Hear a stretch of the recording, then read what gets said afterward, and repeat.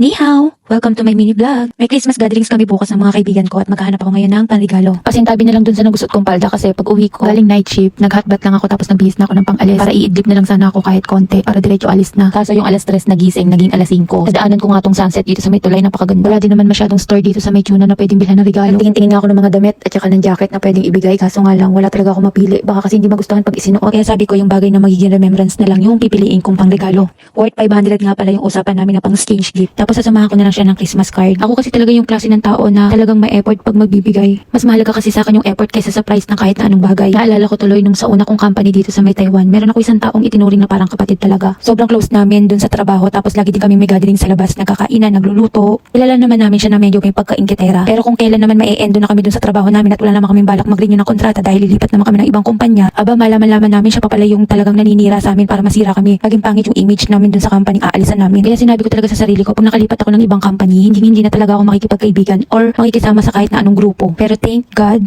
hindi niya ako pinabayaan na mag-isa. Binigyan niya pa rin ako ng mga taong makakasama at mapapagkatiwalaan. Hindi naman masamang magtiwala ng paulit-ulit. Iba-iba naman kasi talaga tayo ng mga ugali. Meron lang talaga tayong mga makakasalamuhan ng mga ganong klase na tao. Mamili ka na lang talaga ng grupo na sasamahan mo at saka may mga sarili naman tayong mga desisyon at isip para makapag-desisyon kung ano ba talagang tama at mali. Kahit sino at anumang klase ng mga tao ang nakakasalamuha mo, kahit nasaan at anumang environment ang meron ka sa paligid mo, ikaw pa rin yung bubuo ng sarili mo at ng pagkatao mo. Namili na nga ako ng mga design ng mga Christmas card dyan. Lahat talaga napakaganda. Pero yung pinili ko is yung may image ng Taiwan. Bumili din ako ng cake para doon sa my birthday. Lahat gaya natikman ko na pero ang hinahanap-hanap ko talaga na cake is yung cake ng Goldilocks. Lalo na yung mocha flavor, favorite ko talaga yun. Dito kasi nakapokus sila sa design tsaka sa icing, pero yung tinapay nila hindi ganun kasarap. Nagdadalawang isip pa talaga ako kung bibili na ba ako kasi nakabike lang ako pa uwi.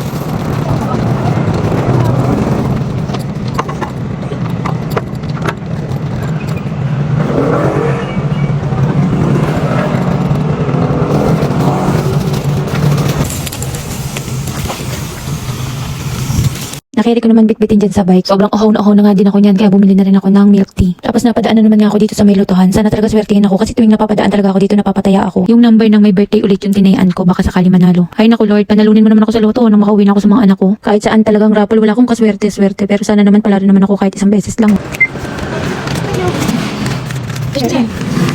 Pinasabay ko na nga pauwi ng room yung ibang bitbit ko kasi hindi na yan kakayanin ng bike. Uwi ko nga inayos ko na rin yan at binalot-balot ko na rin. Para makatulog pa din ako kasi mamayang madaling araw magluluto naman ako ng pagkain na dadaling ko. Kanya-kanya din kasi kami ng mga nakatoka kung ano yung mga lulutuin namin at dadalhin namin para bukas. Si Inday May ka nga pala nabunot ko at ang ireregalo ko sa kanya is isang bag at saka yung isang teddy bear. Tapos bumili na rin ako ng panregalo doon sa tatlo kong kaibigan. Nakita nga ako sa mga una na ito kaya ito yung mga binili ko. Pare-parehas lang sila kasi tuwing pupunta sila doon sa machine ko wala silang ginawa kundi humikab. Tapos bigla nilang ibibigay sa akin yung mga antok nila. Eh sakto inspection ako, hindi ako po pwedeng antukin no. Kaya binigyan ko na kayo ng mga unan, matulog kayo pag break time. Dadamay pa kayo ng antok, napakadami ko din nun. Pero kaya kailangan ko, pero ang ibigay niyo sa akin hindi antok. Hindi rin ako marunong magbalot kaya bahala na sila dyan. Kahit ano talaga ibigay sa akin, tinitreasure ko kasi para sa akin, lahat ng binibigay sa akin is may sentimental value.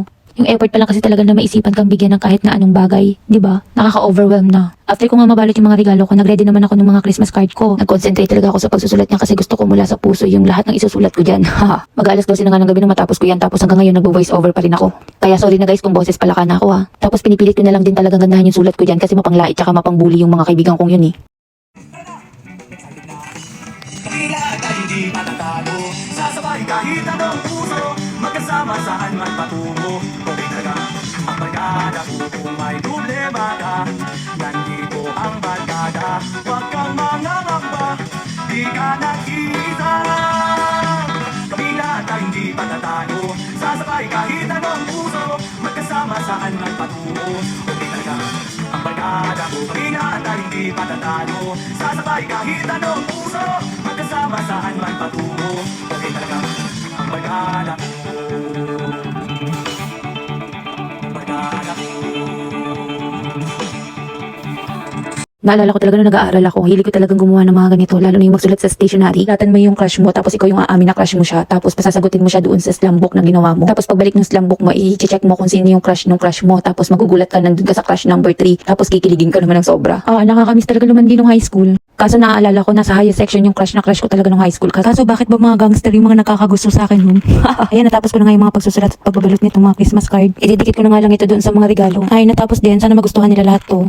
Kami lahat ay hindi matatalo, sasabay kahit anong puso, magkasama saan man patungo. Okay talaga ang barkada ko, kami lahat ay hindi matatalo, sasabay kahit anong puso, magkasama saan man patungo. Okay talaga ang barkada ko. Barkada